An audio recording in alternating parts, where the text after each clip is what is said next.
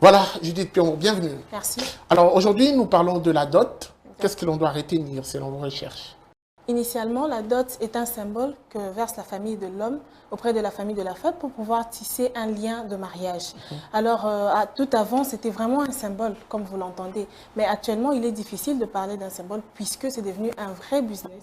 Donc, quand on a une fille à la maison, c'est vraiment un sujet de joie puisque les familles se disent qu'ils ont une opportunité de pouvoir se faire un peu d'argent et amasser quelques petites affaires derrière ça.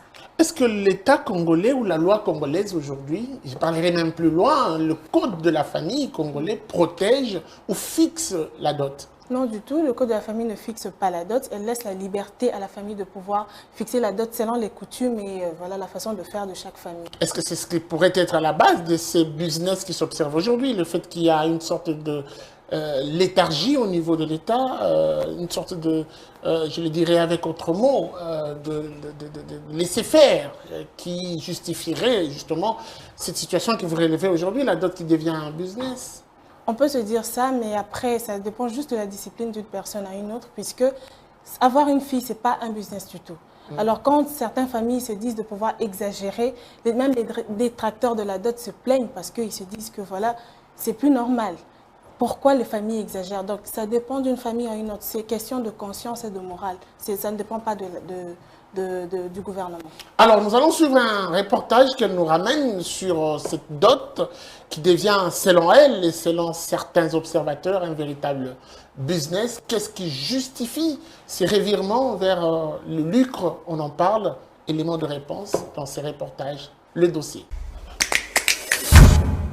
La loi numéro 073/84 du 17 octobre 1984 donne toutes les précisions sur l'organisation de la famille en RDC. Mais le code de la famille renvoie les prix à payer ou les symboles à verser à l'une ou l'autre partie aux exigences de la coutume de deux parties ou de deux protagonistes, de deux candidats au mariage. En ce qui concerne la dot, ce code de la famille reste muet sur certaines questions, ce qui explique le laisser-faire qui s'observe. Chacun fait la loi.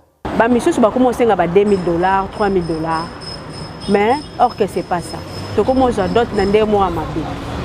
Aujourd'hui, la dot est devenue un véritable business qui a perdu son sens symbolique. Pourquoi on a un bon alibala $3 000? Bon, on va payer ça en net, on va payer ça en alibala, banjungu, banini, c'est en espèces. C'est une TV plasma. En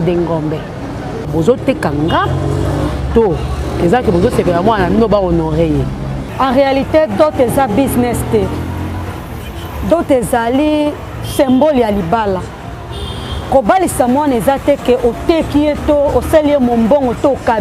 Le constat ressort des avis partagés, certains liés au revirement de la dot vers un business à la situation sociale. Ici en RDC, cette allégation se justifie, rassure ce passant. Bon, pour moi, la dot, c'est un symbole. Un symbole pour valoriser quelqu'un et non pour vendre quelqu'un. D'autres, par contre, proposent que le code de la famille fixe le plafond de la dot pour éviter l'impasse qui s'observe. Moi, je trouve que ça serait une bonne idée, que l'État fixe un montant de la dot. Voilà, on l'a suivi. Il y a même cette dame qui dit c'est presque impossible au point de demander autant d'argent. C'est une sorte de commercialisation de la femme. Qu'est-ce qui, selon vous, puisque vous êtes une femme, une question entre nous, je ferme la parenthèse rapidement, qu'est-ce qui devrait être supprimé ou qu'est-ce qui devrait être fait lorsque l'on parle de la dot, selon vous? Bon, en tout cas, je ne sais pas donner ou fixer un certain nombre de choses à supprimer puisque ça dépend des cultures, je vous l'ai dit tantôt. Donc, il y a quand même certains qui exagèrent puisque prenons le cas de... il y a une famille que je connais à qui on a demandé de l'or. Et ils ont exagéré vraiment, ils ont montré le modèle, les vaches. J'en connais même une qui a demandé un shawarma viande avec piment. Justement. Et donc, ces genres de choses, ce n'est pas déjà... Parce que la dot, c'est coutumier. S'il faudrait suivre cette logique, ça serait mieux de rester dans la coutume et de ne pas exagérer afin de permettre aussi d'honorer nos enfants. Parce que si on exagère, quelle est la réputation qui va partir après? Merci beaucoup à vous pour ces précisions. Je pense qu'on reviendra avec vous. Ça sera un autre dossier. C'était un plaisir d'être avec vous sur ce plateau. Merci.